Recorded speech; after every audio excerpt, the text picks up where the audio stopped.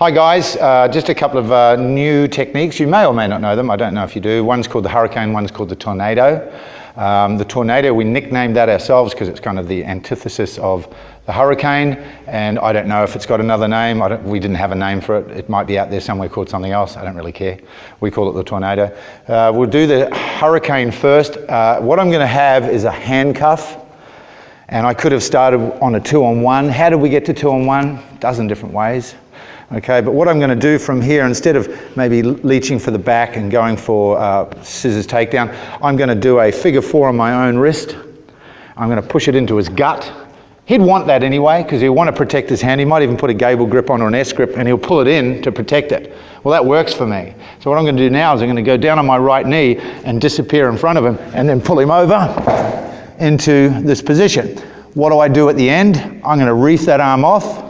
I'm going to come over here and put my hand into his neck, and I'm going to roll him, turn around a little bit this way, come around this way, spin, spin, spin. And then I'm going to roll him away from me, and I'm going to figure 4 from there. So it's kind of cool. Even if I don't have the figure 4 because he's got an S grip on and I can't break it from that side, I still got side control as an option. So one more time.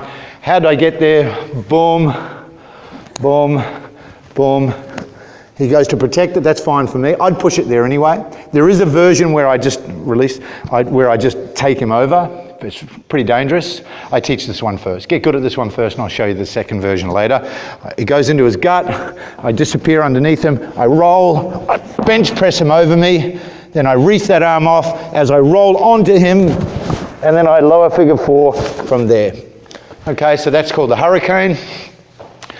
The tornado we'll do from the side, from here.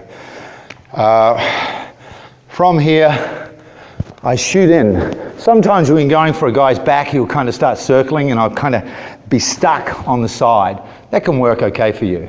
What I'm going to do now is I'm going to get my head down. I'm going to dive my arm in front of his thigh in a tan sao, and I'm going to shoot that leg straight back, and I'm going to bring him over me, not on my head.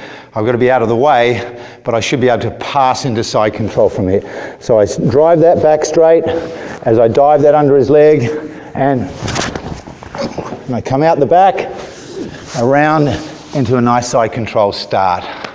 Okay, so one more time. So how did I get here? A dozen different ways. Release, I've still got a friction grip on his hip so he can't get away from me.